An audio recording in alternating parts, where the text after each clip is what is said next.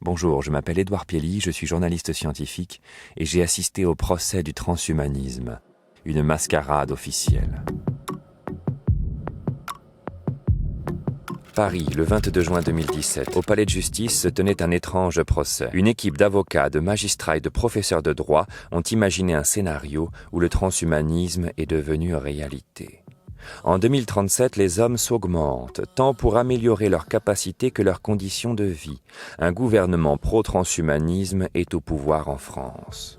Les policiers de ce scénario se font greffer une e-cornée, œil bionique permettant de filmer et d'enregistrer tout ce qui se passe sous leurs yeux. Des citoyens volontaires, désignés comme des voisins vigilants, ont par la suite accepté de s'en équiper pour aider les forces de police. Le procès instruit le cas de bioconservateurs ayant piraté ces e-cornées et dont le virus a rendu aveugles certains cyborgs. Vous savez ce que je pense ? Je pense que ce procès fiction vise à acclimater l'opinion à l'idéologie transhumaniste. Le procès se tient en présence du docteur Laurent Alexandre, chantre français du transhumanisme, se rêvant en alpha plus, tout en fureur doucereuse et prophétie technophile. Catherine Champrenault, procureure générale près de la Cour d'appel de Paris, préside et explique. Si j'ai accepté de me joindre à cette expérimentation, c'est parce que je considère que la justice doit anticiper les évolutions possibles ou probables de la société. Donc, le 7 octobre 2037, une immense attaque informatique a eu lieu, entraînant des lésions graves chez les humains augmentés. Cette tentative de piratage a débouché sur une catastrophe humaine.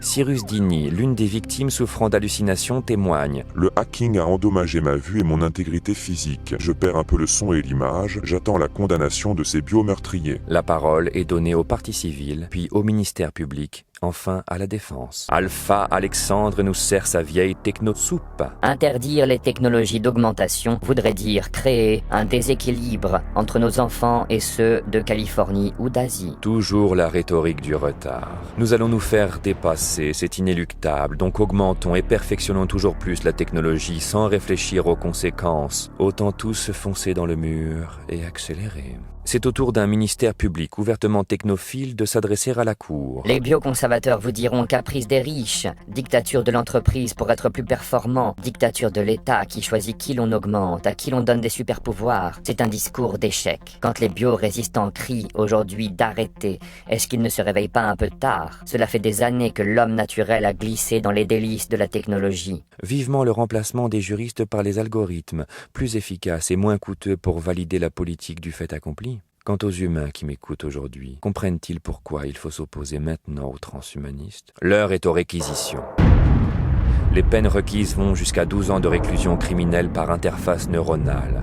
C'est-à-dire... On fait porter le casque à la personne et vous prenez le contrôle de son esprit. Pour le principal accusé, Marc Tribin, l'algorithme du ministère de la Justice estime un taux de récidive de 92%. Petite parenthèse, cette justice prédictive, non rendue par des humains mais par des intelligences artificielles, n'est pas une vue de l'esprit. Une ville anglaise utilise déjà ART, un algorithme pour décider de la remise en liberté d'un suspect selon son risque de récidive. Le futur commence aujourd'hui. C'est au tour des avocats de la défense. Emmanuel Daoud, avocat du cabinet Vigo, estime que le transhumanisme doit être déclaré comme l'ennemi public numéro 1 de notre société. Les gens qui mènent ce combat contre le transhumanisme sont des résistants, des lanceurs d'alerte. Il faut dénoncer une logique qui opère clandestinement entre exploitation abusive de la planète et optimisation de l'être humain. On retrouve la même logique d'argent, de profit, de réserver l'accès de ces technologies à quelques-uns. Cette société est totalitaire. Les magistrats rendent leur délibéré en recommandant la saisine de la commission de bioéthique. Nulle mise en cause des dispositifs de cornées électroniques, ni de la vision utilitariste d'une surveillance totale, mais le règne de la peur et la tyrannie technologique validée par le droit. Voilà qui est instructif, tandis que les impasses écologiques de nos modèles de développement sont flagrantes. Ce procès du transhumanisme célèbre la course vers une post-humanité technologiquement modifiée.